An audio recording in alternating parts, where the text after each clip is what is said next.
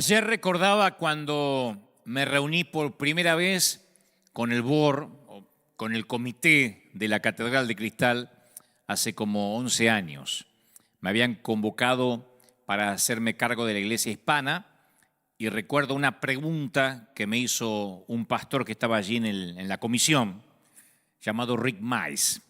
Estaba todo el board de Robert Schuller, quien era el pastor, el senior pastor de Crystal Cathedral, y yo estaba listo para responder cualquier pregunta.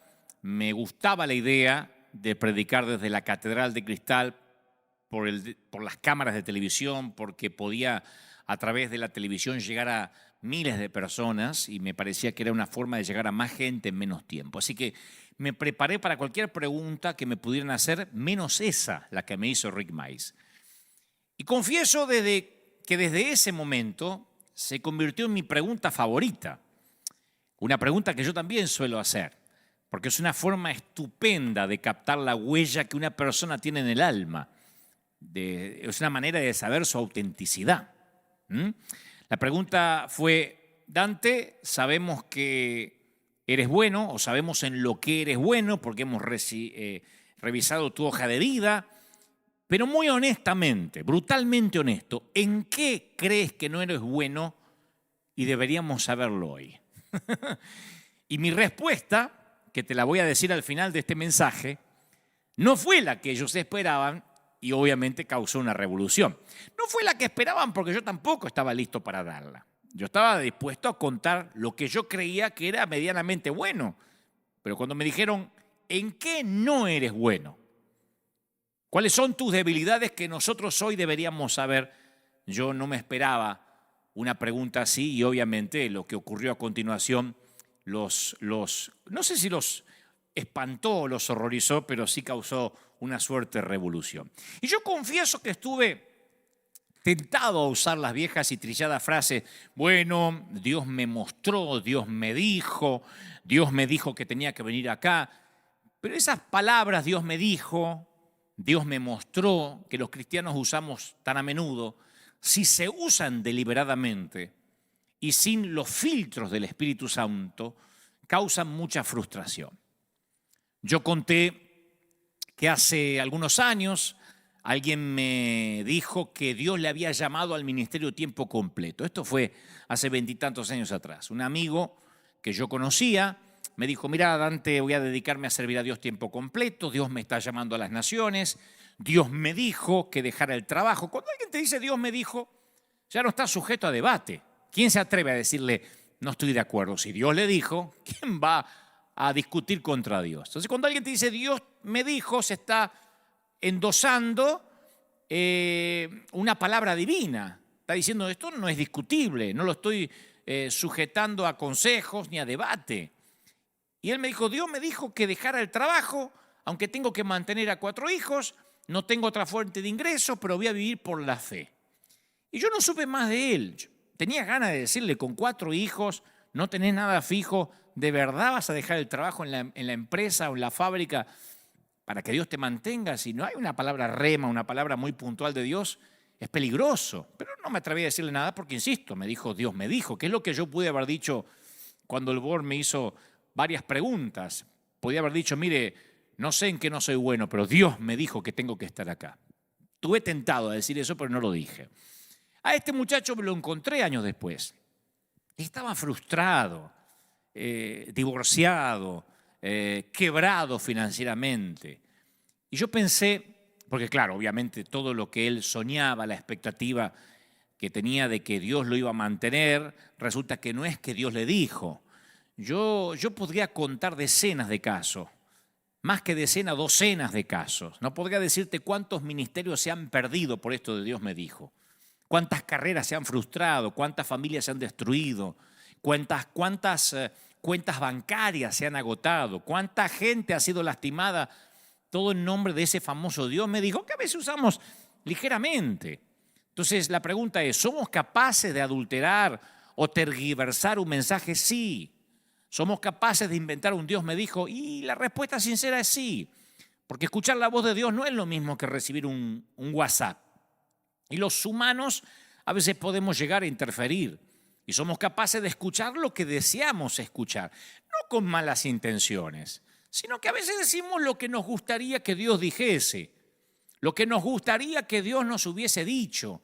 Entonces, el Dios me dijo, a veces se transforma en una licencia que nos solemos tomar para justificar una acción, una misión, una visión. Decir, bueno, Dios me dijo. Por eso yo digo siempre que el primer filtro ante un Dios me dijo es, esto que voy a hacer, esto que voy a emprender, ¿realmente viene de Dios? ¿Es congruente con el carácter de Dios lo que creo me está pidiendo? Yo he contado en varias ocasiones, están ahí disponibles los mensajes online, que hace años un profeta, entre comillas, profeta, me invitó a predicar a su iglesia, a su país, y yo le dije que no iba a ir, que no sentía de Dios, y él me dijo, Dios me dijo que tienes que venir a mi país. Y yo le dije, bueno, si Dios te lo dijo, quédate tranquilo que también me lo va a decir a mí. Yo hablo con Dios todas las mañanas.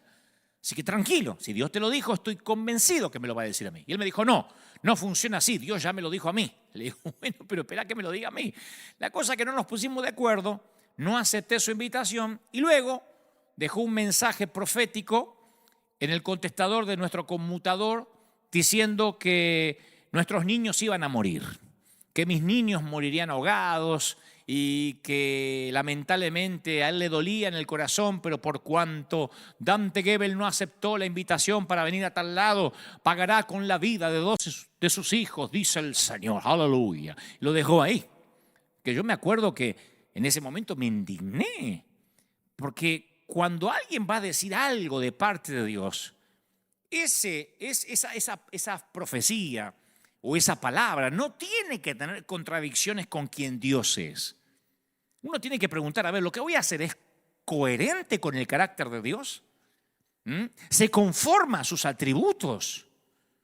Gálatas 5:16 dice, porque el deseo de la carne es contra el espíritu y el del espíritu es contra la carne. Y estos se oponen entre sí, para que no hagáis lo que querráis, para que no hagas lo que quieras. Entonces a veces es el deseo de la carne que le sumamos un Dios me dijo. ¿Cuántas familias se han destruido? ¿Cuántas vidas se han dolido? Me consta de mucha gente que se va de una congregación y hasta el hombre de Dios le dice, Dios me dijo que te vas bajo maldición y te va a ir mal y tu familia le va a ir mal. Y claro, después, como vivimos en un mundo donde nos pueden suceder cosas, la vida no es un lecho de rosas, después casualmente el hijo choca el auto, se enferma la mamá y empieza a pensar, es la maldición, porque el pastor me lo dijo, porque salimos sin la cobertura. Y ese Dios me dijo a veces se usa para manipular, para meter miedo, y no es congruente con el carácter de Dios. Los que somos papás, nunca diríamos una cosa así a un hijo nuestro. Se te va a morir tu hijo. Viene mi hijo, me presenta a mi nieto y yo le digo, se te va a morir ahogado porque no viniste para el Día del Padre. Se va a morir de muerte súbita, vas a ir a la cuna y lo vas a encontrar sin respirar. Te lo digo porque te quiero. Ningún padre diría eso. Mi hijo diría, eso no es congruente con el carácter de mi papá. Entonces el primer filtro es, cuando alguien dice Dios me dijo, ¿es congruente con lo que es Dios?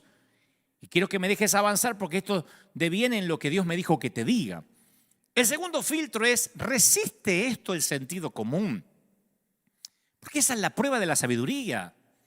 Tener fe no es comprar algo que sobrepasa mi presupuesto.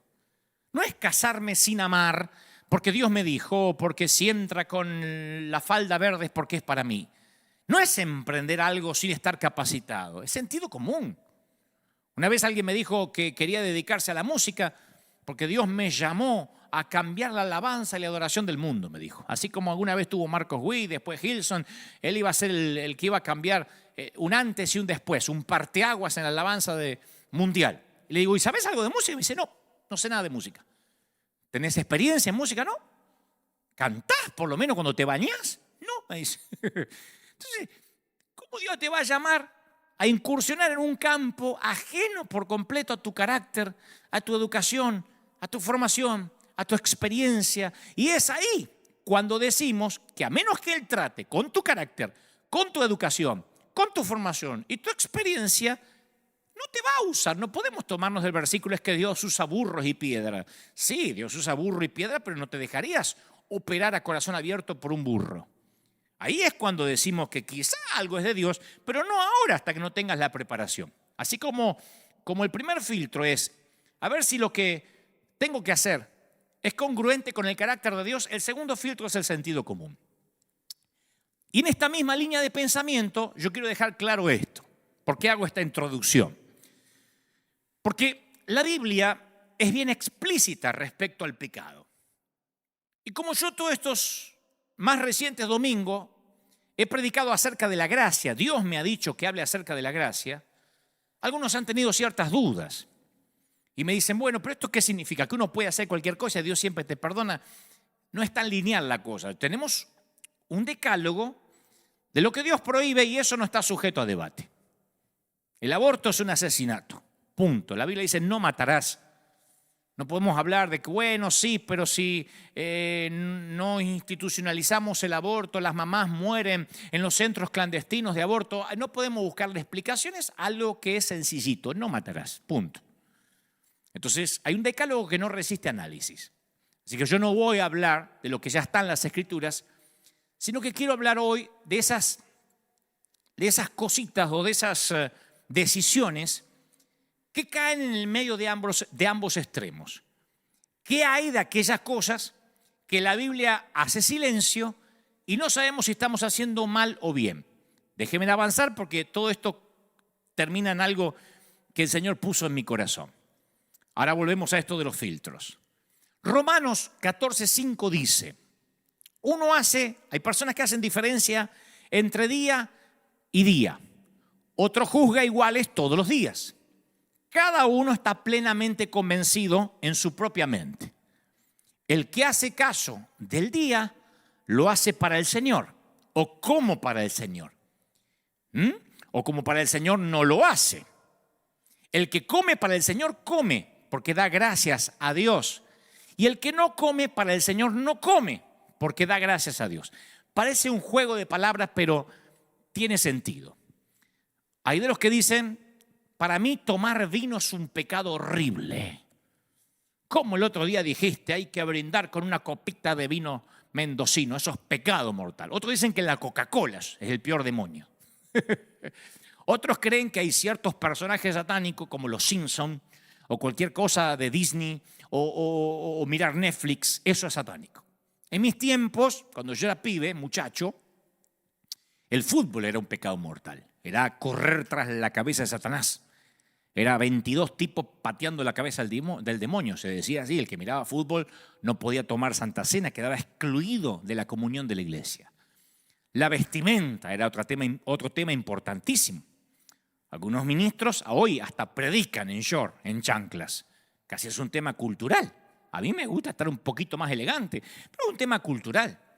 Otros la música, tienen un tema con la música. ¿Qué género es pecaminoso? ¿Qué música es secular? ¿Qué música es cristiana? Si el rock lo inventó el diablo, lo inventó Dios. Entonces Romanos 14:22, Pablo le escribe a Roma y dice, ¿tienes tu fe? O sea, ¿tienes tus convicciones? Tenla para contigo, delante de Dios. No se la impongas a otros. Bienaventurado el que no se condena a sí mismo en lo que aprueba. Pero el que duda sobre lo que come o celebra es condenado, porque no lo hace con fe o no lo hace con convicción. Y todo lo que no proviene de la fe o de la convicción es pecado. O sea que, para que no nos compliquemos mucho, la Biblia contiene enseñanzas sublimes, algunas complejas, pero todas son razonables. Si a la Biblia le añadimos una pequeña porción de sentido común, el que quiere sabiduría, que la pida, que Él la dará en abundancia, no hay confusión alguna. Entonces algunos dicen, pero no está en la Biblia, eso no está en la Biblia. Mirar Netflix no está en la Biblia, qué sé yo. Otro ejemplo, comer carne argentina no está en la Biblia. Y ahí surgen un montón de frases. La Biblia no habla de la Navidad. Cuando llega el tiempo de Nochebuena y Navidad, se arman unos debates. La Biblia no habla de la Navidad. Y no puede estar todo en la Biblia. Más vale que la Biblia no dice a ciencia cierta cuándo nació Jesús. Pero como digo siempre, está bueno que el mundo occidental se ponga de acuerdo en una fecha. Como cuando adoptas un niño huérfano y no tienes la partida de nacimiento, no tienes la fecha en que nació, pero no por eso le vas a negar un cumpleaños. Se calcula más o menos cuándo pudo haber nacido el niño y se le festeja un cumpleaños con un pastelito, con una torta. Pero ese no es el día que nació, sí, pero no se le priva de celebrar el cumpleaños. Entonces uno dice, bueno, no sabemos si nació Cristo en junio, en octubre, están todos, pero es pagana la fecha, pero nos ponemos de acuerdo en recordar que un día nació Jesús, sea en diciembre o en julio. Todo no puede estar en la Biblia. La Biblia dice que también Jesús hizo muchas cosas, de las cuales si se escribieran una por una, ni aún en el mundo cabrían los libros que se habrían de escribir, dice Juan 21:25. En la Biblia no hay un texto sobre las drogas, no hay ni un solo texto sobre el tabaco. La Biblia no habla de pornografía de manera directa, de masturbación, la inclusión de género, no habla de eutanasia, pero no hace falta que lo diga de manera explícita. Tampoco dice nada acerca de celebraciones comunes y cotidianas como el Día de la Madre, el Día de la Primavera, el Día del Niño, el Día de la Independencia, fin de año, principio de año, Reyes, el Día del Amigo, el Día de Acción de Gracia, el día en que la suegra se fue de casa, qué sé yo, los cumpleaños, aniversario de bodas. Pero celebramos algunos de estos días y hacemos cosas que no aparecen en la Biblia. Por eso, insisto, necesitamos el filtro del sentido común. Hasta ahí estamos. Algunos están pensando, hoy vas a hablar de doctrina. No, todo esto es para construir, es la base para la enseñanza. Hay cosas que están en la Biblia claras y hay cosas que el sentido común hace que yo entienda. O sea, no necesito que diga la Biblia un versículo, no miraréis pornografía. Para decir, pero no está, así que puedo mirar. Pero es lógico. La Biblia habla de las impurezas, habla de los deseos perversos, habla de lo que entra, de lo que contamina al hombre. O sea, el sentido común me hace devenir en que la pornografía es nociva. No necesito que haya un versículo puntual, que sea un pecado capital necesariamente para que yo me atenga a él. ¿Me explico? Y también hay días comunes, como el cumpleaños, como el Día de la Mamá, que no me hace mundano celebrar el Día de la Mamá. Mamá, ¿qué nos decía? Todos los días son días de la madre. Acordate todos los días de obedecerme y yo voy a ser feliz. Pero le encantaba el regalito al Día de la Mamá y no por eso nos agarraba un demonio. O sea, no podemos transformarnos en legalistas de qué está ahí, qué no está ahí y no movernos de manera lineal. Esta es la base de la enseñanza. Ciertas leyes levíticas eran necesarias en Israel porque eran un pueblo de esclavos. Cuando salieron de Egipto necesitaban leyes de higiene, de salubridad, de moral, leyes sociales, leyes familiares. Hay cosas que parecen hasta infantiles cuando uno las lee, pero eran esclavos que no tenían esas leyes. Leyes de convivencia. Esas leyes ceremoniales hasta se consideraba a la mujer que tenía su periodo femenino como inmunda y debía apartarse de la casa, de la cama, a donde se sentaba quedaba inmundo, quedaba contaminado. Era una cuestión de higiene. No habían los implementos que hoy las mujeres pueden contar de higiene, de asepsia. Entonces, el Señor hasta les enseñó a cómo vivir en ese periodo del desierto, cómo cuidarse de alimentos que les podían hacer mal. Hoy decir esto de una dama es una ofensa. Pero siempre es más fácil confeccionar una lista de reglas. Tomar la Biblia literal y ahí nace el legalismo. Como dijimos estos domingos, cumple las reglas, eres espiritual. No cumple las reglas, eres carnal. Entonces no podemos decir, ahora retomo lo que dije al principio, me dijo Dios, porque así está en la palabra y esto no cambia, de manera literal. Porque para eso Dios nos da varios filtros. No podemos decir, Dios me dijo, acá lo dice y esa es la única verdad. Sí, técnicamente esta es la verdad, pero también aquí habla Satanás. Cuando le dice, si postrado me adorares, esas son palabras de Satanás y están en la Biblia. Aquí hay gente que duda, aquí hay gente que maldice. Si yo tomo la Biblia de manera natural, de manera lineal, significa de que a veces puedo tener hasta licencia de hacer algo incorrecto si no lo hago a través del filtro del Espíritu Santo. El primer filtro es, ¿realmente esto viene de Dios? Lo decíamos recién, ¿esto es congruente con el carácter de Dios? ¿Dios va a decir que se te mueran tus hijos porque no aceptaste una invitación? El segundo filtro es, ¿resiste el sentido común? Dios me va a pedir que yo me lance por fe y deje un trabajo. Dios me va a pedir que abandone una empresa para dedicarme a vivir por fe y que me mantengan y vivir de las ofrendas. No digo que eso necesariamente esté mal, pero realmente Dios va a pedir, si tienes que pagar una cuota el mes que viene, que dejes de pagar. Hay un sentido común, no es falta de fe. Otro filtro, esto me conviene. Todas las cosas me son lícitas, pero no todas me conviene, dice 1 Corintios 6:12. El término griego para conviene es para mi ventaja. Si algo no me da ventaja en mi vida espiritual, no me conviene. Entonces, mi vida espiritual se reforzará tomando esta decisión. ¿Esta decisión va a fomentar mi integridad? ¿Es conveniente para mi crecimiento, para mi santidad? Otro filtro, ¿esto me edifica? ¿Le agrega un ladrillo a mi pared? Todo me es lícito, pero no todo edifica. La palabra griega edifica se traduce construir una casa. Hacer esto incrementará mi estabilidad espiritual, me dará mayor madurez y solidez. ¿Te das cuenta que es sencillo entender las Escrituras?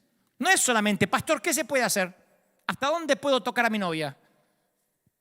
¿Puedo jugar en el casino? ¿Hasta cuánto me puedo emborrachar?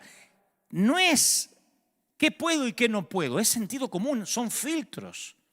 Hágase todo para edificación, dice 1 Corintios 14:26. Hágase todo para edificación.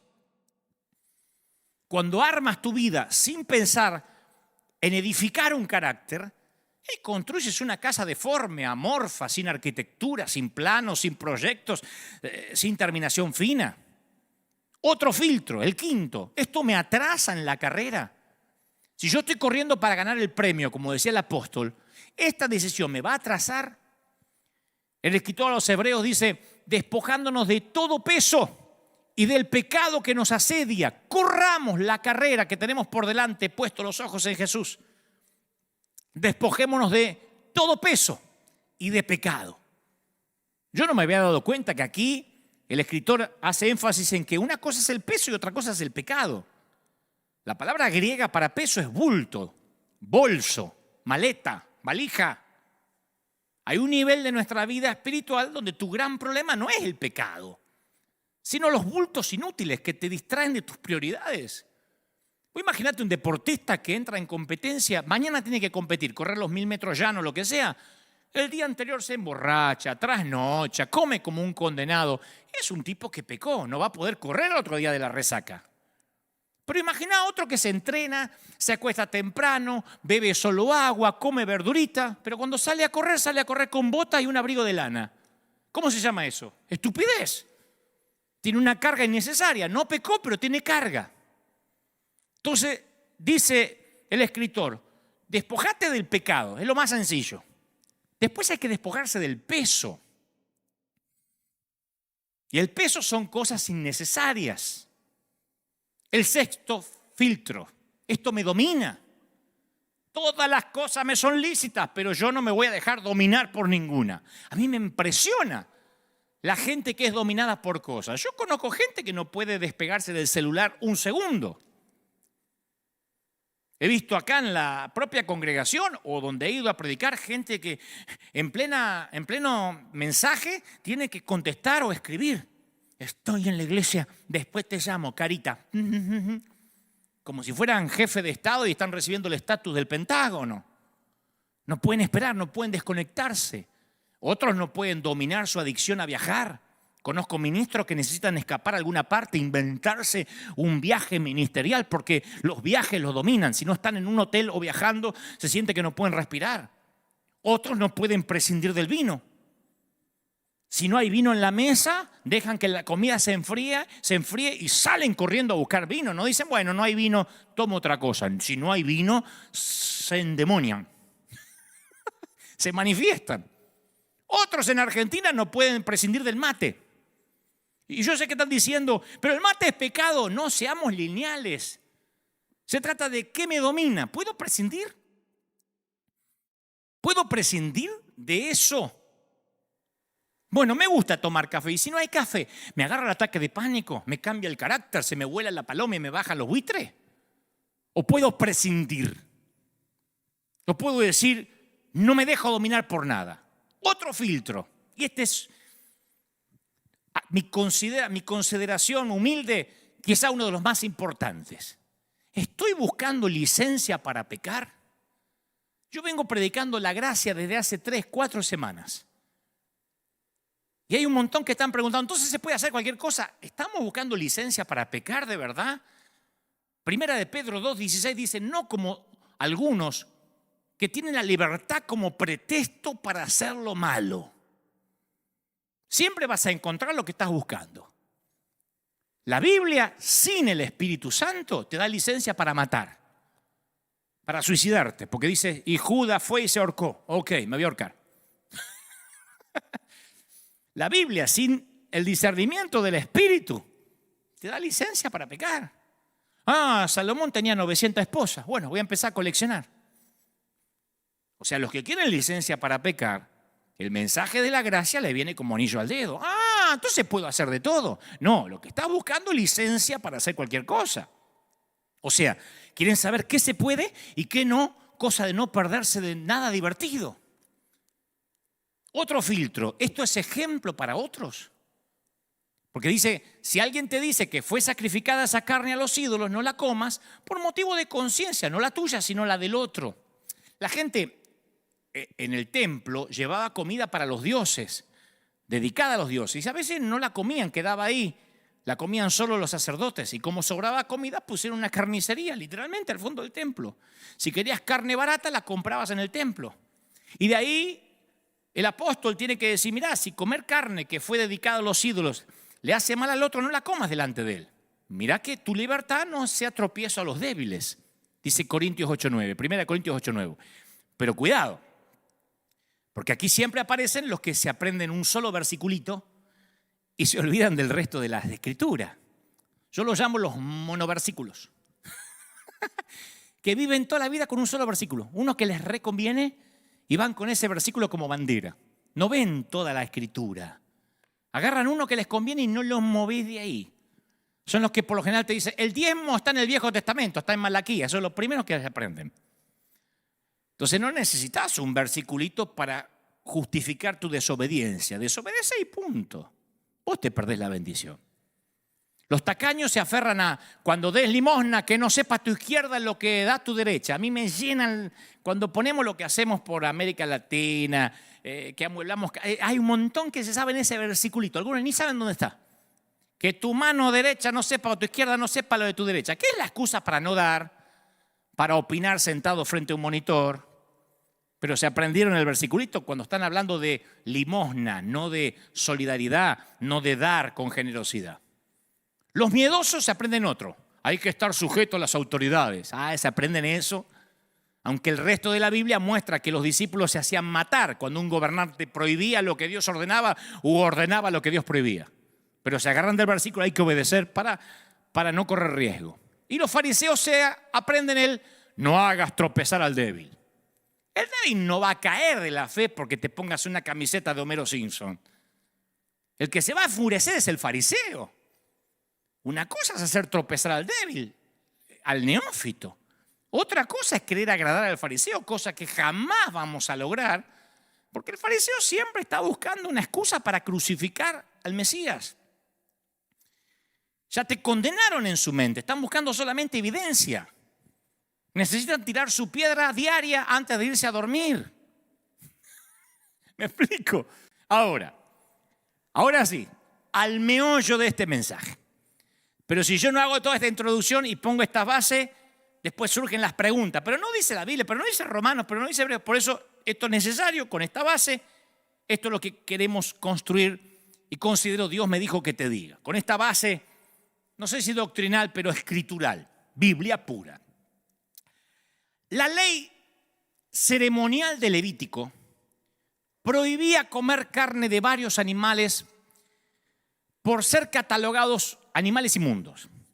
Entonces un día Pedro tiene una visión. Hechos 10, literalmente Hechos 10, dice que tuvo gran hambre Pedro y quiso comer.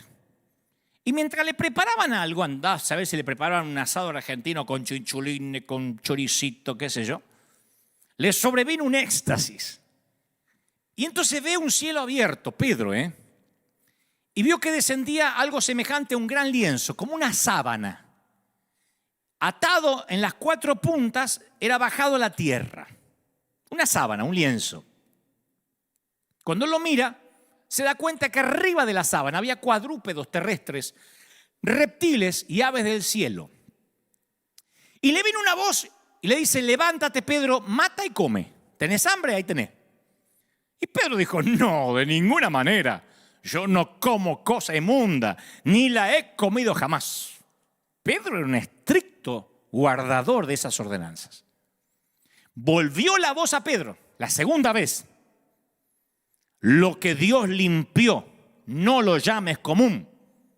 Esto 3 veces pasó. Para Pedro, como todo judío de Palestina, esas comidas eran tabú, abominables incluso. Si durante el transcurso del día, ponele, Pedro tocaba un insecto muerto, se tenía que lavar las manos, la ropa, y quedaba impuro hasta el atardecer y no podía visitar el templo en ese día. Suponete que caía una araña del techo a una cazuela de barro, al plato, tenía que tirar todo lo que ésta tenía dentro, la comida, y de hacerla desaparecer. Ahora esos animales de contrabando descendían en una sábana en su techo, mientras que una voz le decía: levántate, mata y come. ¿Qué hace Pedro? Le recordó sus propias reglas a Dios. Dijo: esto es trampa. Es como que un policía te diga: pasa semáforo rojo. Uno dice: ¿estás seguro? Esto es trampa. Por supuesto que no, dice Pedro. Nunca he comido nada impuro ni incierto. Y la voz le replicó: no llames impuro nada que Dios haya hecho puro. La escena se repitió 2 veces más. Entonces Pedro, estremecido en lo profundo de su ser, desciende por la escalera y se pega otra sacudida. Un grupo de gentiles inmundos que querían unirse al grupo de seguidores de Jesús. Los ungidos menos pensados. Uno diría: ¿pero por qué Dios se contradice? No se contradice. Dios es el que había dado esta ley levítica y ahora dice: lo limpié. Él es Dios. Insisto con el ejemplo que di recién. ¿Cuántas veces están trabajando en las calles y el policía, como están trabajando y asfaltando esta parte, hay un policía que te dice que te metas de contramano? Para a la gente que en la calle y dice: vamos. Podrías bajarte y decir: no, señor, yo jamás me meto en contramano. Pero te está diciendo el policía que pases. Yo no me meto en contramano. Pasá, ganso, porque si no vas a retrasar todo el tránsito. O sea, quien hizo las leyes ahora está haciendo un cambio y puede hacerlo. Los cristianos de hoy, que comemos de todo, tal vez perdemos la fuerza de esta escena que transcurrió en un techo hace años. Decimos: bueno, sí, pero no sé si eras tan así. El paralelo más cercano a mí se me ocurre que en medio de una convención de pastores de sana doctrina hoy en día, están todos predicando: aleluya, gloria al Señor, somos santos, la mujer no se corte el cabello. Una iglesia bien de doctrina, de esas radicales, ¿no? Y me imagino que están en una convención los pastores y de repente sobrenaturalmente desciende una barra de bar. Es un ejemplo, no diga aleluya, los que están buscando licencia para pecar. Es un ejemplo, desciende una barra de bar y hay una voz del cielo que dice a los astemios: beban, a chupar, dice el Señor. ¿Cómo? ¿Qué diría la gente? ¿Qué dirían los pastores? ¡No! Jamás hemos bebido. Esa es la reacción de Pedro. Por supuesto que no, Señor. Ese es el tipo de convicción que tenía Pedro contra las comidas impuras. Me dijo: me estás haciendo una trampa. ¿Dónde está la cámara oculta? En cuanto agarre uno de estos bichos, me quita el apostolado. Cuando Pedro, bajo presión, acepta visitar la casa de un centurión romano, se presenta a sí mismo diciendo: ustedes saben qué abominable es para un varón judío juntarse con un extranjero. Abominable. Él estaba haciendo esa concesión después de que perdió la discusión con Dios en el techo de la casa. Y Pedro después continúa: pero bueno, tragando saliva, pero bueno, Dios me mostró que que a ningún hombre hay que llamarlo común o inmundo, porque entendió la metáfora. Se estaba produciendo una revolución de la gracia. Una revolución que apenas Pedro comprendía.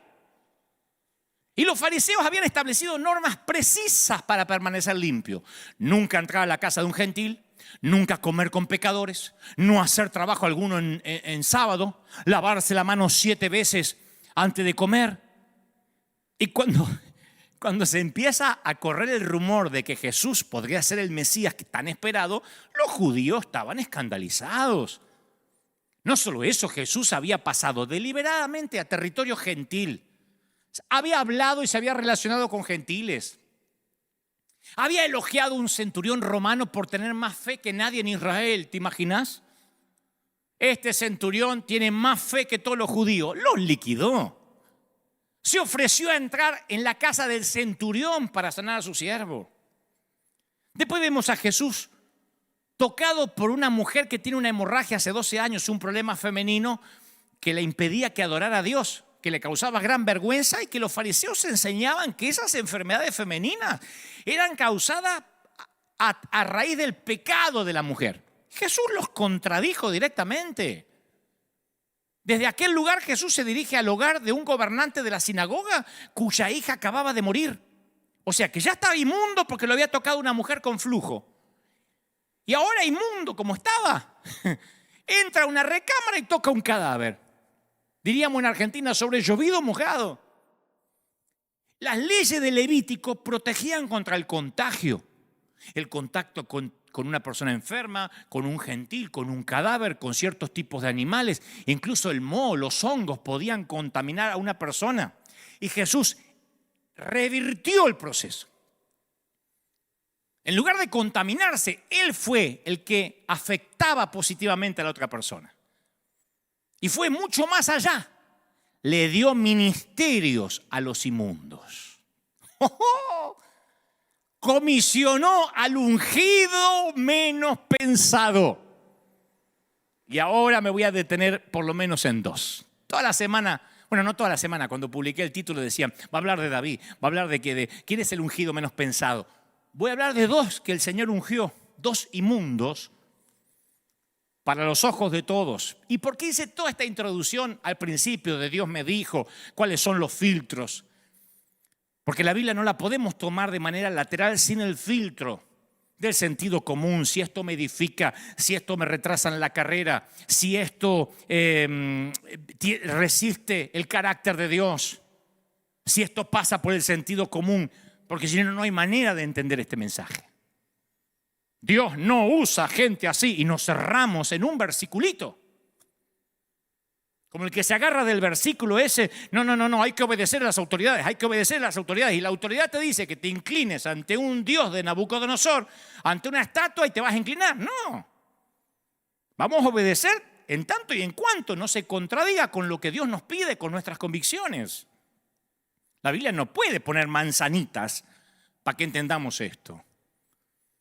Entonces, cuando el Señor toca a los inmundos, no solo los toca, va más allá. Les da un ministerio y esto va... Cuando el Señor me mostraba esto, yo decía, esto va a liberar tanta gente. Porque yo sé que muchos dicen, está bien, yo me siento perdonado, me siento que la gracia me alcanza, pero no puedo servir a Dios. Yo no puedo predicar, yo no puedo hacer nada. Me escribió alguien el otro día que dijo, yo podría salir a repartir comida, pero me siento inmundo para repartir comida. Le digo, ¿qué vas a hacer? ¿Lavarte la mano 7 veces? ¿Qué querés? ¿Hacer una caminata a la Virgen para sentirte puro? Si ya el Señor te purificó y nuevas son las misericordias cada mañana. Pero hay en la mente una cautividad que heredamos, que ahora que el Señor nos perdonó, ahora tenemos que pasar la penitencia de madurar hasta que Dios a lo mejor te unja. Una cosa es la salvación, otra cosa es el ministerio, la comisión. Y yo voy a las Escrituras y me encuentro que el primer ungido, el ungido menos pensado, no lo podemos buscar en la gran comisión. No podemos buscarlo entre los apóstoles. El primer orador de vanguardia no figura en la lista de los 12. Mucho antes de que Pablo tomara una pluma, este predicador ya estaba dedicado a la obra, así que no estoy hablando de Pablo. ¿Dónde Jesús fue a comisionar a su primer ungido, al ungido menos pensado? A un cementerio, a un lugar inmundo por excelencia para el judío. ¿Quién fue el primer embajador enviado? Un loco, un lunático. El primer hombre ungido por Jesús era un loco convertido en evangelista. Su historia se encuentra en el 5º capítulo del Evangelio de San Marcos. Jesús baja de la barca, ve que viene a su encuentro de entre los sepulcros un tipo con un espíritu inmundo, que tenía su casa, su morada ahí entre los sepulcros, entre las tumbas. Y no podían atarlo ni con cadena porque las rompía, lo habían atado con grillo, dice las Escrituras, con cadena, y las cadenas las hacía pedazos como si fueran de tergopol. Nadie lo podía dominar. Y andaba de día, de noche, daba voces, gritaba, nadie se acercaba ni siquiera al cementerio ni para llevar a sus seres queridos porque estaba el loco que se autoflagelaba con piedras desnudo, haciendo seguramente gestos obscenos. Palestina no sabía qué hacer con él. Rompía las cadenas, se arrancaba las ropas, vivía en cuevas. Nadie tenía lugar para él, excepto Jesús. Entonces la barca de Jesús y los muchachos, los discípulos, atraca a poca distancia de un cementerio, un lugar gentil, y entra por el cementerio, nada menos. Un lugar impuro para los judíos. Baja Jesús, sale el loco de la caverna, la locura desnuda. ¿Y quién habla? Jesús. Le dice, sal de este hombre, espíritu inmundo. Y el espíritu se pone nervioso. ¿Qué tienes conmigo, Jesús? ¿Qué tienes conmigo? ¿Qué tienes contra mí, Hijo del Altísimo? Y Jesús quiere recuperar al hombre. Como dije el domingo pasado, Jesús veía detrás del lodo del pecado, detrás de los demonios. Los demonios no ofrecen resistencia, saben que están perdiendo por nocaut antes de subir al ring. Cuando Dios ordena, los demonios solo tienen una respuesta, rogar, suplicar. Le rogaban que no los enviase lejos de esa región. Se sentían más seguros metiéndose en unos cerdos, en un hato de cerdos. Así que en presencia de Dios, los demonios prefieren meterse en los cerdos. Jesús se lo permite, 2000 cerdos caen por un despeñadero al mar. Los cerdos poseídos por los demonios se suicidan. Y en ese cementerio surge un discípulo, el ungido menos pensado. Imagínate la cara de los muchachos, de los discípulos. Porque él está bien, libera al loco, pero no lo comisiones, no lo unja, porque eso sí no lo va a tolerar la gente. Los que apacentaban cerdos corrieron a la ciudad, primero porque se quedaron sin cerdos, y dijeron lo que habían visto. Entonces la gente va al lugar para comprobar lo que los cuidadores de cerdos habían contado. Vienen a Jesús y ven al que había sido atormentado por el demonio, que todo el mundo conocía al loco, que ahora estaba sentado, el que había tenido la legión de demonios, sentado, vestido, en su juicio cabal. Y tuvieron miedo los tipos cuando lo vieron sentado, cuando lo vieron que estaba bien, y comenzaron a rogarle a Jesús que por favor se fuera de sus contornos. Entonces quiero que entiendas esto. Si no conoces la historia estás pensando, ¿vos me estás diciendo, Dante, que la gente le rogó a Jesús que se fuera después de semejante milagro? Sí. ¿Que en lugar de agradecerle lo echaron? ¿Y qué hace que la gente prefiera cerdos y endemoniados en lugar de la presencia de Dios? Lo mismo que lleva que una iglesia prefiera la religión y la ley antes que la libertad y la gracia. ¿Qué conduce a una nación a preferir la esclavitud antes que la libertad? ¿Qué cosa hace que la gente prefiera las tradiciones del ayer en lugar del Dios viviente de hoy? ¿Querés saber la respuesta? La de siempre. No puedes ungir o comisionar a alguien que sea peor que nosotros. Nosotros cuidamos la santidad. Tú no puedes bendecir a ese. Tú no puedes pagarle al obrero de la 1ª hora lo mismo que a nosotros que trabajamos desde la mañana. ¿Se dan cuenta? Es un patrón. La gente de Gadara echó a Jesús. Y como Jesús nunca va donde nos lo invitan, vuelve a entrar a la barca y se va. Y cuando entró a la barca para irse, se va de Gadara, pero cuando ya está por irse, el que había estado endemoniado le decía, por favor Jesús, déjame ir contigo. Y Jesús no se lo permitió. Yo siempre dije, ¿por qué Jesús no se lo quiso llevar? Llamó al joven rico y el joven rico no quiso. Ahora tiene un tipo que sí quiere, ¿por qué no lo lleva? Porque tenía planes mayores para él. Le dijo, vete a tu casa, Cuéntales cuán grandes cosas el Señor ha hecho contigo y cómo ha tenido misericordia de ti. ¿No es esa una comisión para predicar? ¿No es lo que hacemos cuando levantamos a un evangelista, a un pastor? Señor, llévalo a las naciones, que convoque, que a los familiares, las puertas que tú le abras, Señor, aleluya, que Él sea un canal, que sea una voz. ¿No es eso lo que el Señor está haciendo con este tipo? El ungido menos pensado, sin entrenamiento, sin enseñanza. ¿Qué era lo único que sabía el tipo?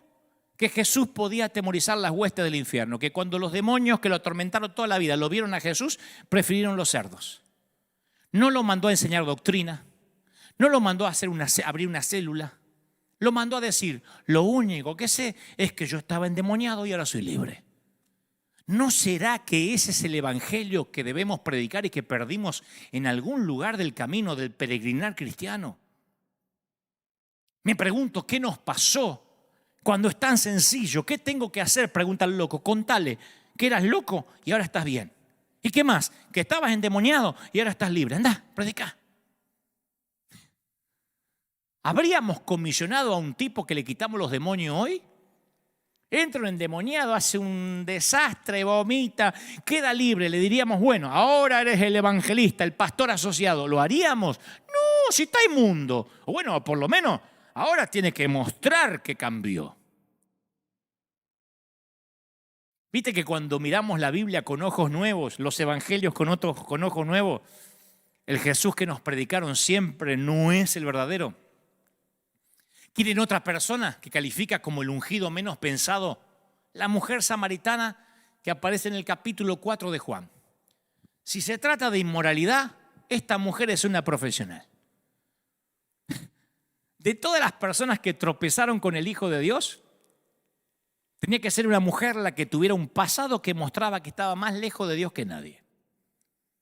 Y sorpresivamente Jesús, que le gusta romper los protocolos, inicia una conversación con ella. Imagínate, un respetable varón judío no tendría que haber estado conversando con una mujer sola y como ella, punto.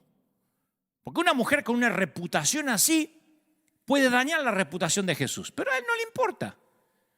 Y extrañamente esta mujer había estudiado religión, porque le dice que conoció a muchos mesías, así que sabe que todo el mundo está esperando un mesías, y se divorció 5 veces, o sea que no perdió tiempo la muchacha. Y ahora está teniendo la aventura con uno más. Jesús se lo va a decir en momentos.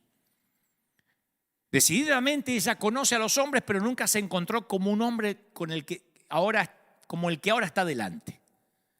Y este hombre la trata con respeto, con caballerosidad, la escucha, dialoga con ella, toma sus preguntas con seriedad, la trata con dignidad, hasta con ternura. La mujer piensa, gracias a Dios, este no sabe qué clase de mujer soy, pero él sí sabe qué clase de mujer es ella. Lo que pasa es que ella misma no sabe qué clase de mujer es. Y Jesús la pone cara a cara consigo misma, como pasa aquí en la iglesia cuando viene la gente rota. No es que pasamos por alto el pecado. El Espíritu Santo trae convicción y uno se ve como es, se ve roto.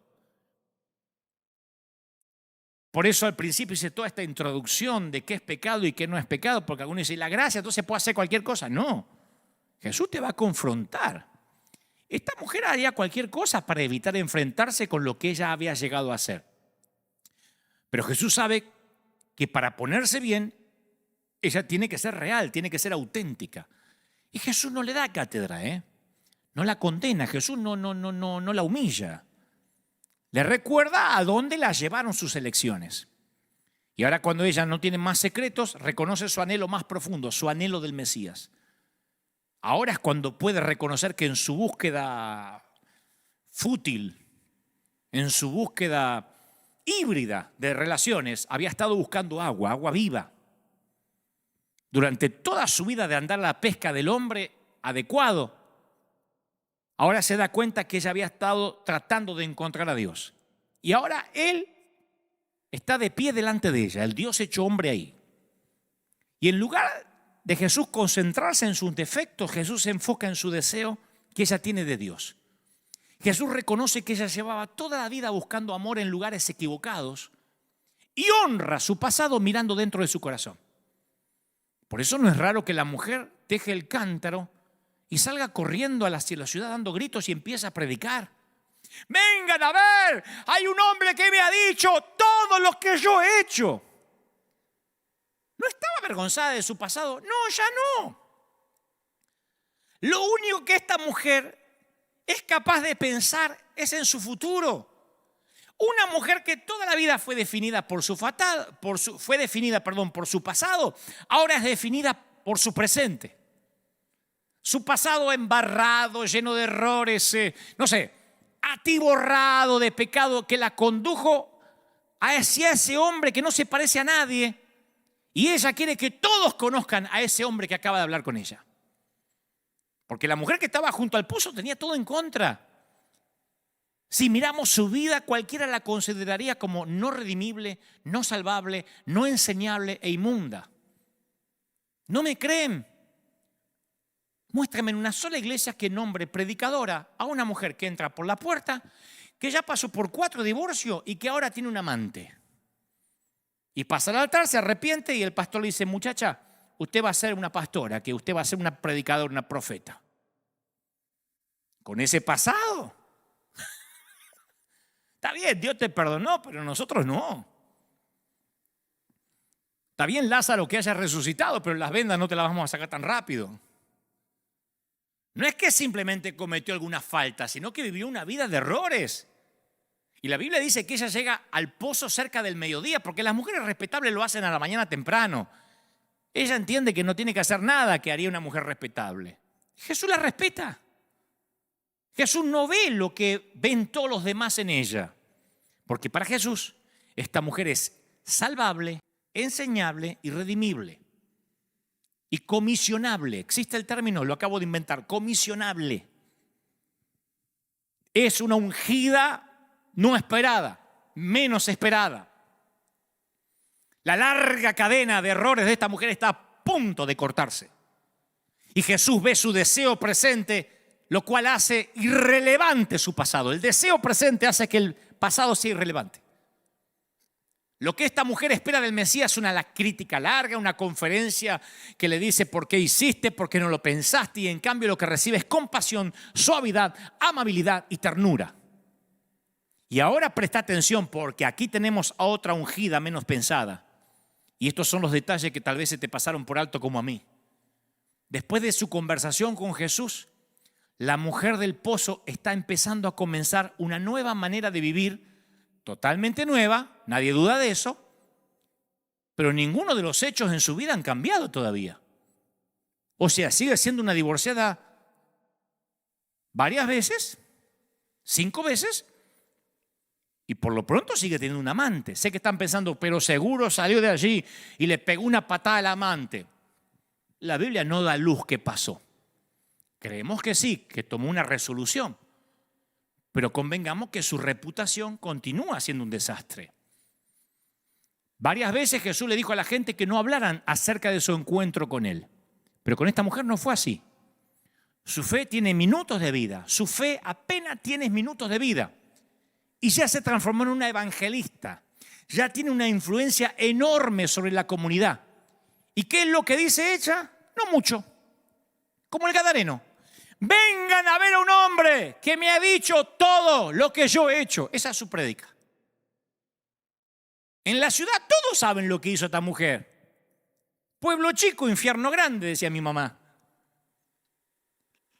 Lo que ella dice no llama la atención. Pero que ella hable públicamente de su pasado vergonzoso causa impacto. Sus palabras son pocas y son aparentemente insignificantes, pero que lo diga es muy significativo. Significa que ya no siente carga, que no siente vergüenza.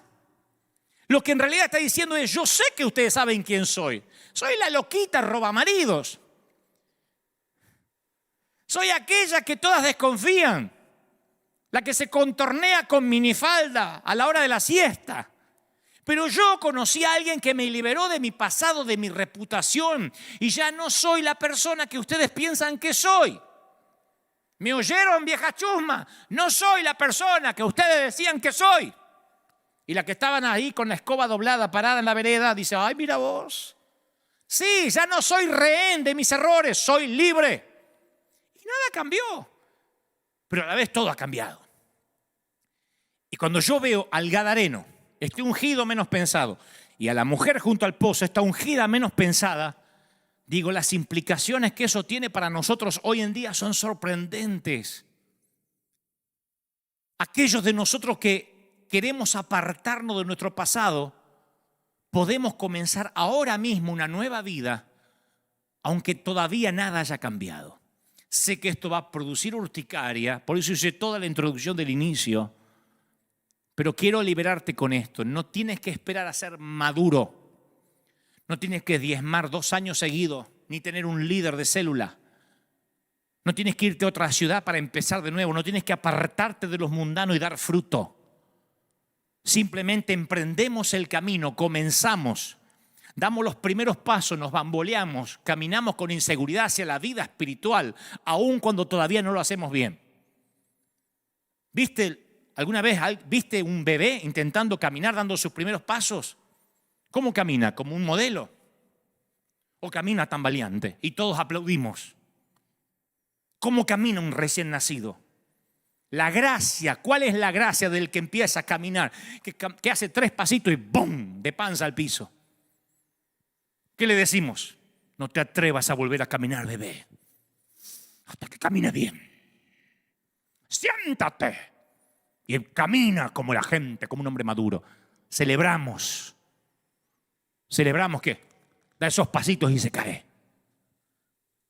Y el Señor celebra que tiene 2 ungidos.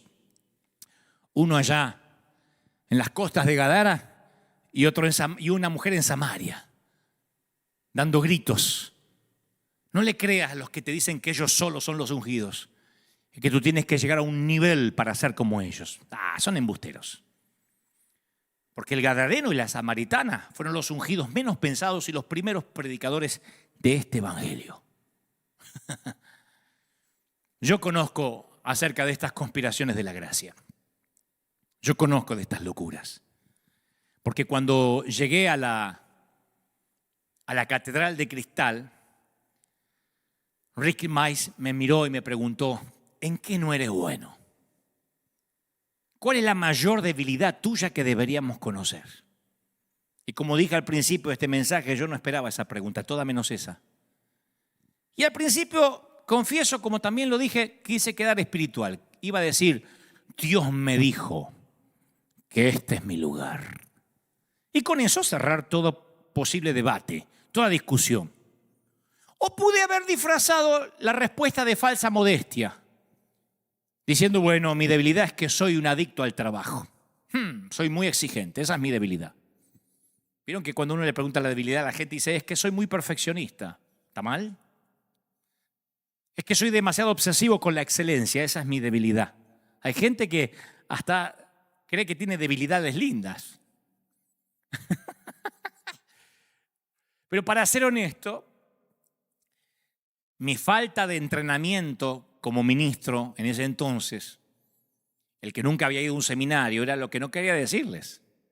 La Catedral de Cristal pedía 7, 8 reconocimientos mínimo para ser pastor. Recuerdo que cuando íbamos camino a esa reunión, por el campus, iba conmigo Juan Carlos Ortiz, el pastor fundador de la iglesia hispana, de esta iglesia hispana, ¿no? Y hoy pastor nuestro honorífico, que por supuesto nos mira todos los domingos y te mando un gran saludo. Recibí tu carta ayer, escrita a mano. Y entonces me dice Juan Carlos, voy a hacer con su voz. Para el que no lo conoce, él habla así. Él habla siempre como si fuera un actor de teatro, ¿no? Y me dice, Dante, ¿trajiste tu certificado de ministro? Digo, no tengo. ¿No tenés un cursito bíblico, aunque sea? ¿No fuiste a ningún seminario? No. ¿Y a un instituto bíblico local? Menos. Che, escúchame, ¿fuiste aunque sea a la escuelita dominical? Muy poco. No había. Pero tenés una lectura formal de la Biblia. Y la he leído, sí. No sé qué se llama la lectura formal. Bueno, esperemos que no te pidan nada de eso. Me dice medio resignado, como diciendo, a quién estoy recomendando? Me acechaba mi pasado, mi falta de educación formal, ¿no? Y tal como dijo Ortiz, en esa reunión no me pidieron ningún diploma. Pero la pregunta esa, ¿en qué crees que no eres bueno?, me obligaba a responder algo y no sé qué sucedió. Decidí ser honesto. Creo que fue mi primer vestigio de autenticidad brutal. Cometí un sincericidio. Le dije, señores, no creo que tenga lo que hace falta para ser el pastor que ustedes están buscando. Ahora que me preguntas esto, Rick, creo que tienen al tipo equivocado. Ortiz me miraba como diciendo, no es eso lo que tenías que decir. Le digo, mire, no tengo los estudios teológicos necesarios. Es más, no soy capaz de encontrar demasiado rápido Ageo en mi propia Biblia. Busca Ageo y no te lo encuentro rápido.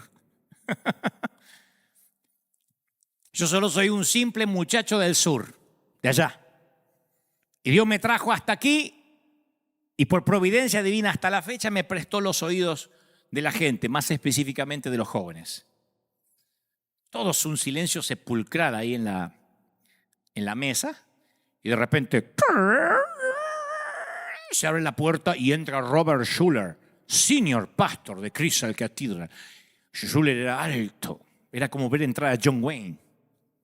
Era un tipo, ¿saben quién era John Wayne? Algunos muchachos no saben, pero de mi tiempo sí, altísimo. Parecía un actor de Hollywood, bronceado, gigantesco. Hi, my friend. Me saluda. Hola, mi amigo. Y yo le digo, hi, con mi único inglés. Hi. Nice to meet you. Hasta ahí llegaba. Y me pregunta, ¿arminiano o calvinista? Eso sí sabía, que los arminianos creen que la salvación se puede perder. Que uno es salvo, pero después uno tiene que hacer méritos para no perder esa salvación. Y los calvinistas afirman que el salvo es siempre salvo. Creen en la predestinación. Si estás anotado en el libro de la vida, punto, no se discute. Y no traten de hablar en su casa y decir ahora, bueno, pero entonces yo creo esto último. No, porque es una discusión que lleva 2000 y tantos de años y no lo vamos a resolver hoy en este servicio. Nada más estoy contando la experiencia. Schuller creía que uno nunca perdía la salvación. Su doctrina es calvinista. Salvo siempre salvo. Yo no voy a debatir eso ahora, solamente estoy contando la experiencia que viví. Y entonces respondí, mire, en cuanto a calvinista o arminiano, le digo, mire, yo creo que jamás un hijo de Dios pierde la condición de ser hijo de Dios, haga lo que haga. Yo soy papá y van a ser siempre mis hijos, sean jueces de la nación o delincuentes. Pagarán sus consecuencias por lo que hacen, pero siguen siendo mis hijos. Y ahí veo que se sonríe porque él creía eso.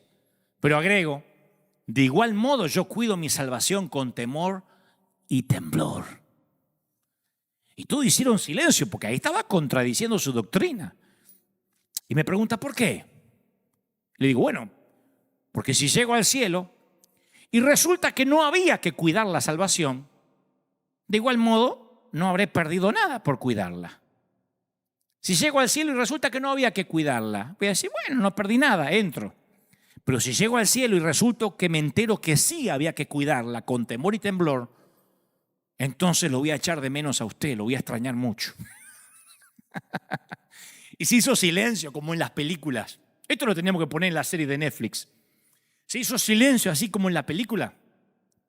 Cuando todos están esperando a ver qué va a decir el jefe, se para Schuller y dice, contrátenlo.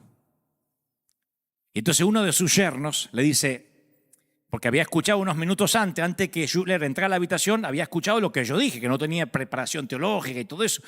Dice, es que no tiene las condiciones. Y Schuller da una frase que de algún modo me ayudó a ponerle título a este mensaje. Disparó lo que Dios me dijo que te dijera. Schuller, que actualmente está en la presencia del Señor, dice, sí, yo sé, es el hombre menos pensado para esta catedral. pero denle lo que Él les pida, lo quiero a bordo. A mí me gustó la frase y la atesoré. Él dijo, es el hombre menos pensado, solo cambia la primera palabra, el pastor menos pensado, el misionero menos pensado, el gadareno menos pensado, la samaritana menos pensada, el ungido menos pensado. Y un par de años después, cuando ya no existía la catedral y comenzaba River Church, las asambleas de Dios de Argentina me otorgarían las credenciales de ministro ordenado. Un año después lo harían las asambleas de Dios americana, hasta la fecha, cuya cobertura espiritual nos bendice. Entonces ahora tengo ambas credenciales, las de aquí y las de Argentina. En el 2019 la Escuela Superior de Teología de California me otorgaría el título de doctor honoris causa en divinidades. Y pensar que la vieja no lo pudo ver, le podría decir la vieja, como se decía antes, mi hijo el doctor. Cuento esto porque Dios es fiel. Pues yo no pedí nada de eso. Al cabo sigo siendo el mismo muchacho del sur. Pero aún así, sigo siendo otros de los ungidos menos pensados. Yo soy parte de ese grupo de gentiles inmundos a los que Dios santificó, que se unieron al grupo de seguidores de Jesús y que al principio Pablo tenía como algo que le producía asco, abominable. Somos parte del escuadrón de búsqueda, somos los reclutas menos pensados, somos los tipos equivocados en las misiones correctas. Por eso cuando me preguntan en una entrevista, ¿vos sos pastor? Siempre digo, no, yo estoy haciendo esa tarea momentáneamente. Y algunos me salen con que te avergonzás del evangelio. No, es que para ser pastor hace falta mucho más de lo que yo tengo. Más estudios teológicos, más doctrina correcta, más elocuencia. Hay que ser más ecuánime, hay que tener más años de experiencia, más actitudes clonadas de otros pastores, vestir diferente. No sé si los pastores se visten de negro. Se necesita ser menos raro, menos extravagante. Yo soy consciente de eso. Los pastores no andan diciendo por ahí que son artistas. Yo sí, porque dibujo, porque canto o intento, porque actúo, porque hago películas, porque me fascina y porque heredé el oficio del Padre, el mayor artista de los artistas. Pero los pastores no dicen eso. Así que me siento feliz de pertenecer al grupo de los ungidos menos pensados. Los que dicen, yo solo tengo para contar que era ciego y ahora veo. Yo solo tengo para decir, hey, yo también tengo algo para decir, tenía sed y ahora he bebido del agua de vida. Hey, no me dejen afuera. Yo estaba endemoniado, vivía en el cementerio y ahora soy libre. Y así desfilan todos los ungidos menos pensados. Hey. Yo llegué a la Catedral de Cristal sin hablar inglés, sin título, sin nada y me dijeron, está a bordo. Y seguramente tú estás detrás y el otro, todos tenemos historias de gente que no debería recibir la misma paga de los obreros que trabajaron desde el amanecer. Pero ¿quién puede decir que la gracia es justa? ¿Desmedida? ¿Generosa? Sí. ¿Justa? No. Si fuera justa, tú no estarías allí. Y si crees que Dios es justo, mira a quién te está predicando. No importa cuánto hayamos crecido, todavía necesitamos crecer más. No importa cuán maduros seamos, nunca cesaremos de madurar. Voy a terminar con esto. Todos los meses, el grupo juvenil de la iglesia visitaba una residencia local de ancianos para tener servicios con los residentes. Voy a cambiar el nombre para no herir susceptibilidades. Marcelo, un voluntario mal dispuesto, eso que siempre están atravesados, que siempre traen problemas, estaba ahí en el grupo juvenil y detestaba los asilos de ancianos. Literalmente dijo una frase espantosa: no soporto el olor a viejo. Pero por estar en el grupete, porque le gustaba una chica del grupo, iba a la residencia de ancianos y cada vez que iba se sentía fuera de lugar y miraba la hora para irse. Se solía recostar sobre la pared trasera mientras que la gente hacía el servicio, en medio de dos residentes de sillas de ruedas. Y la primera vez que fue, apenas terminó la reunión, Marcelo estaba pensando a dónde estaba la chica que le gustaba para irse más rápido, cuando alguien le tomó la mano de una de las sillas de ruedas. Mira hacia abajo y vio un hombre muy anciano, frágil, en la silla de ruedas. ¿Qué otra cosa pudo hacer Marcelo más que sostener la mano del anciano? No se la pudo quitar. La boca del hombre estaba abierta, su rostro no tenía expresión alguna, estaba así. Y le agarró de la mano. Y Marcelo no sabía si el hombre oía, veía, pero sí le tenía agarrada la mano. Así que él miró para un lado y para el otro, se inclinó al anciano y le dijo, perdón, pero me tengo que ir. Y el hombre no lo soltaba. Entonces él le dice, pero voy a volver, se lo prometo. Y ahí el viejito lo soltó. Marcelo quedó un poco choqueado con la experiencia y al mes siguiente volvió y al otro y al otro y al otro y al posterior. Y siempre pasaba lo mismo, se paraba en el fondo, el anciano de la silla de ruedas le agarraba la mano y no se la soltaba hasta que Marcelo le decía, perdón, pero me tengo que ir. En la sexta visita comenzó el culto y el anciano no había aparecido en su silla de ruedas. Entonces él preguntó a las enfermeras y lo llevaron a la habitación 27. Y el anciano estaba en la cama con los ojos cerrados y respirando con dificultad. Marcelo nunca había visto a alguien muriéndose, pero sabía que el anciano estaba cerca de irse. Y sabía que quizás no lo iba a volver a ver nunca más. Y él confesaría después, Marcelo, que tenía muchas cosas para decirle, pero no le salían las palabras. Y se quedó con el anciano como 1 hora, hasta que el director del grupo de jóvenes interrumpió para decir, nos tenemos que ir. Marcelo se puso de pie, apretó la mano del anciano por última vez y le dijo lo mismo, lo siento, perdón, pero me tengo que ir. Y cuando se dirigió hacia la puerta, tratando de recuperar su compostura, porque sabía que ese anciano ya no lo iba a encontrar vivo el mes siguiente, había una mujer parada en la puerta y casi la atropella. Le dice, uy, perdón, perdón. Y la muchacha dice, no, no te preocupes. Yo estaba esperando verte. Yo soy la nieta de Antonio. Oh, ni siquiera sabía su nombre, dijo Marcelo. La nieta le dijo, la muchacha dijo, ¿sabías que se está muriendo? Sí, ya sé. Bueno, quería conocerte. Cuando los médicos me dijeron que se estaba muriendo, yo vine rápido, dice la nieta. Dijeron que no podía hablar, pero ha estado hablando conmigo, no mucho, pero ha hablado. Y anoche se despertó. Me miró a los ojos y me dijo, por favor, dile a Jesús, a Dios, díselo por mí. Y mi abuelo cerró los ojos y se recostó. Y dice la chica, a mí me tomó por sorpresa.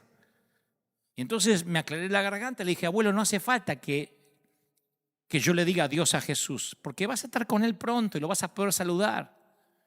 Y dice, y mi abuelo luchó para abrir los ojos de nuevo y me dice, con una claridad que hasta en este momento me acuerdo. Me dice, ya sé, hija, pero Jesús viene a verme todos los meses. Se para al lado de mi silla de ruedas, me toma de la mano y no quiero que yo me haya ido sin que él sepa. Quizás no sepa que me tengo que ir. Dile a Dios por mí. Cerró los ojos y no ha vuelto a hablar desde entonces. Dice la chica, yo le dije a la enfermera lo que me había dicho mi abuelo y ella me habló de ti, de vos, que venís todos los meses y tomás la mano de mi abuelo. Quería darte las gracias por él, por mí. Y bueno, nunca pensé que Jesús fuera como tú, con tatuajes raros, con aretes en las orejas, con ese pelo. Pero estoy seguro que Jesús está muy feliz que te hayan confundido con él. Y Antonio falleció en paz a la mañana siguiente. De esta historia, yo saco la conclusión de que si un mal seguidor, mal dispuesto como Marcelo, puede ser confundido como Jesús, tal vez tú y yo también podamos. Bienvenido al Evangelio simple. Bienvenido al Evangelio de los andrajosos y de los tipos pocos probables. Bienvenido al verdadero Jesús de los evangelios que leemos con ojos nuevos. Bienvenido al Evangelio de los ungidos menos pensados, como Marcelo, como el loco gadareno, como la mujer junto al pozo, como el que apenas diferencia a un arminiano de un calvinista, como tú, como yo, la gente rota, rara, extraña. Bienvenido a Jesús. A donde estés, di conmigo, Señor Jesús, te recibo como mi suficiente Salvador. Entra en mi vida, cámbiame. Anota mi nombre en el libro de la vida. Gracias por perdonarme mis pecados. Quiero ser una nueva persona. Amén. Amén. Ahora mírame. Esto es lo que va a pasar. No va a cambiar tu vida ya. Si estás metido en un lío grande, el lío va a durar un tiempo. Si estás en un matrimonio difícil, el matrimonio tal vez siga siendo difícil o se ponga peor. Lo que pasa es que los pastores no te dirán esto. Te van a decir, ahora tiene una nueva vida, salga y disfruta. Y sales y te frustras.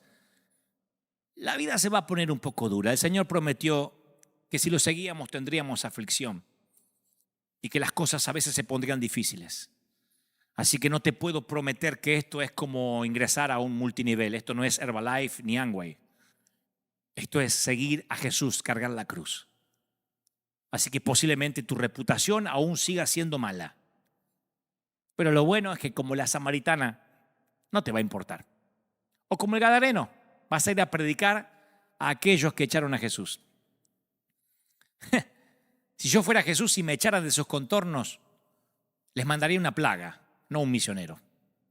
Pero Jesús les manda un misionero, porque así ama a Él, intensamente, con locura, con profundidad. ¿Acaso hay alguna otra forma?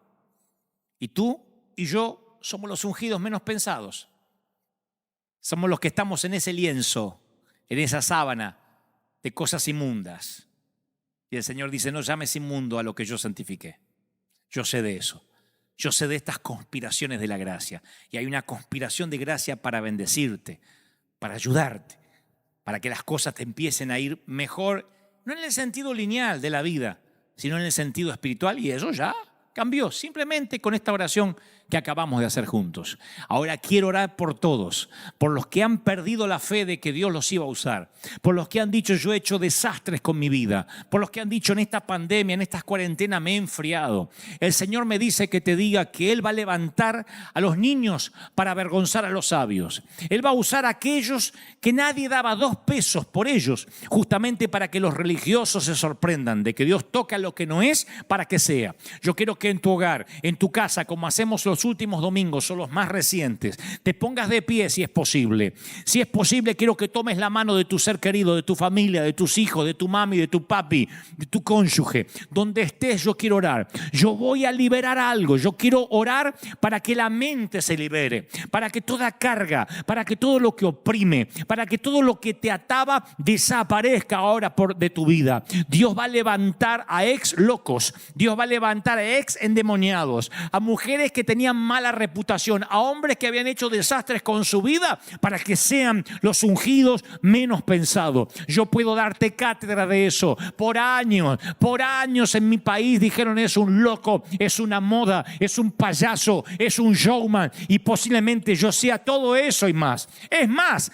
no dicen más cosas de mí porque les falta conocerme, pero sé que tendrían muchas cosas peores para decir de mí si tan solo me conocieran un poco más. Pero contra todos los pronósticos, contra todos los diagnósticos, Dios unge a los ungidos, Dios unge a los misioneros, Dios unge a los evangelistas, a los pastores menos pensados, a aquellos que el mundo deja de lado. Dios dice a ese yo voy a bendecir. Y mientras que hay una fila esperando que el aceite de la unción ruede sobre sus cabezas, mientras que hay una fila de personas esperando que les toque el turno, Dios pregunta, ¿acaso no hay un hijo más? ¿Acaso no hay alguien que falta? Samuel pregunta, ¿no hay otro? Y Dios, el Señor dice, sí, hay alguien allí, que el pecado ha hecho estragos con su vida. Hay alguien que está allí apartado en el patio trasero del desierto. Y como Moisés, después de 40 años, como David siendo un proscripto de la ley y un fugitivo de su propio suegro, como Rahab la ramera y como tantos que engalanan las páginas de esta Biblia que sin asepsia nos habla de gente que está rota, de gente quebrada. Dios dice, yo te voy a redimir, yo te voy a levantar, yo te voy a bendecir, y Dios tocará lo que no es para que sea.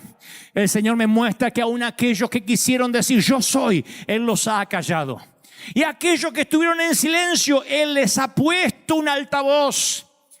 Y en estos tiempos el Espíritu Santo me dice, yo sigo legitimizando el llamado genuino. Dios va a mantener a aquellos que, aunque se equivocaron, la zarza ardió de verdad algún día frente a ellos.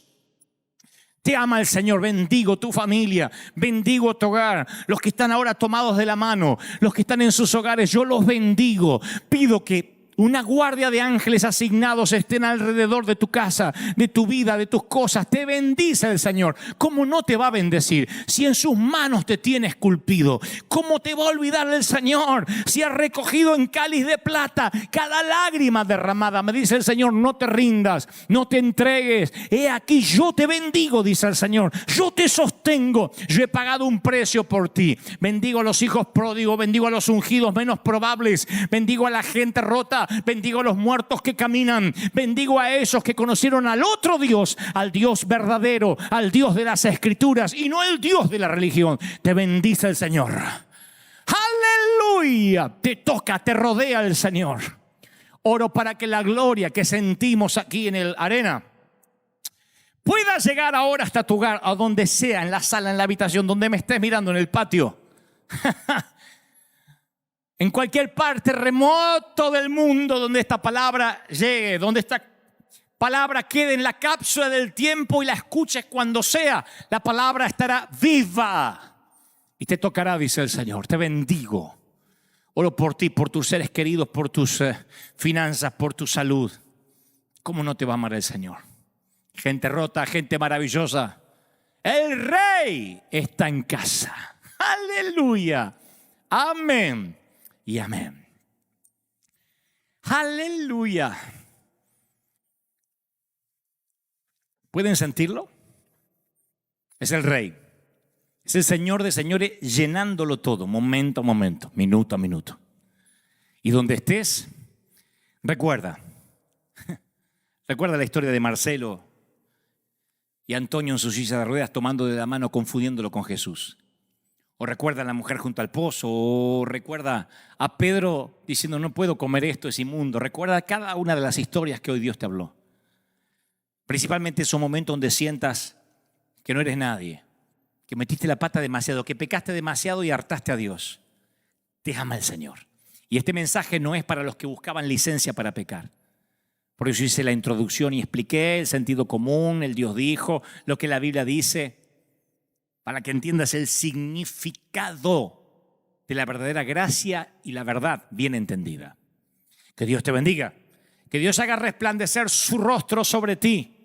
Recuerden escribir a nuestro email si quieren aplicar para esta ayuda, esta tercera ayuda financiera que vamos a enviar a distintos países, esperemos a 15 o 18 países de nuestra América Latina. Ahí está otra vez el email, migente@riverarena.org. No hay guiones, nada raro, no hay barras. Mi gente, ahí está, migente@riverarena.org. Escriban ustedes a este correo y entonces ustedes envían la información que les dije hace un ratito, no los voy a aburrir de vuelta y nosotros vamos a ver cómo podemos hacer para enviar esta ayuda a esas fundaciones que realmente lo necesitan y que queremos que salgan, que bendigan. No espere decir cuando esté santo, cuando esté mejor. Vamos, Dios te acaba de comisionar. Eres el ungido menos pensado, el menos esperado. Esto es el evangelio de los tipos poco probables en las misiones correctas. Que Dios te bendiga. Los dejo con la placa final también para que nos ayuden, para que esta siembra, para que esta semilla no se detenga, para que este río nunca pare. Que Dios te bendiga, que guarde y que te llene de bendición. Que tengas un día extraordinario. Nos vemos aquí, Dios mediante, el próximo domingo, si las cosas no cambian. Y por supuesto, Dios nos sigue dando providencia, salud, oxígeno y su gracia. Chao. Hasta la próxima. Que tengas un muy buen domingo. Chao.